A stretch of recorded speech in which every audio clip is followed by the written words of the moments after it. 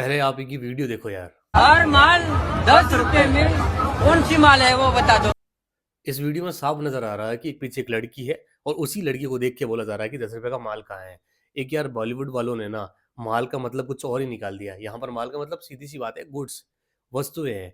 और बॉलीवुड ने कुछ और ही निकाल दिया है। तो ये एक बॉलीवुड की मानसिकता भी ना कही जा सकती है। और इन लड़कों की वजह से ही ना, या लड़कियां बाहर नहीं निकल पाती।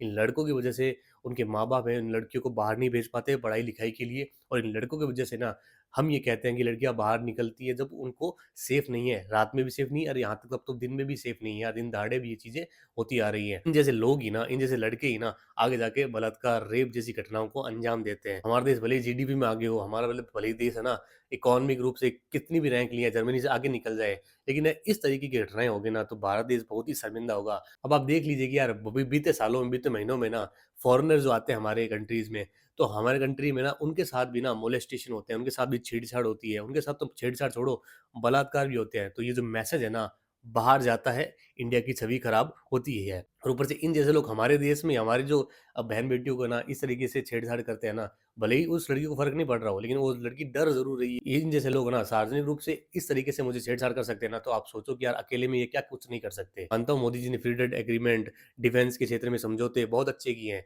लेकिन यार इंडिया की महिलाओं की स्थिति है ना ये बहुत ही बेकार है। किसी देश की पावर इससे पता नहीं लगती कि यार उस देश की वो इकॉनमी इतनी बड़ी है कि महिलाओं को कितना सम्मान दिया जाता है, उस देश की महिलाएं की स्थिति क्या है, एजुकेशन लेवल क्या है, उनका जो आज़ादी का लेवल क्या है, वो देखा जाता है। तब जाके वहां पर उस देश की जो पावर शो होती है। अब अदर कंट्री, यूरोपियन कंट्रीज में भी देख लीजिए यार, वेस्टर्न कंट्रीज में देख लीजिए, महिलाओं को होंगे रेप, लेकिन ना इस तरीके से, इस नजरिए से नहीं देखा जाता कि वो एक ऑब्जेक्ट है। इंडिया में ये चीज बहुत ही गलत है कि ऑब्जेक्ट के नजरिए से देखा जाता है, जिस तरीके से इन्होंने बोला कि माल है।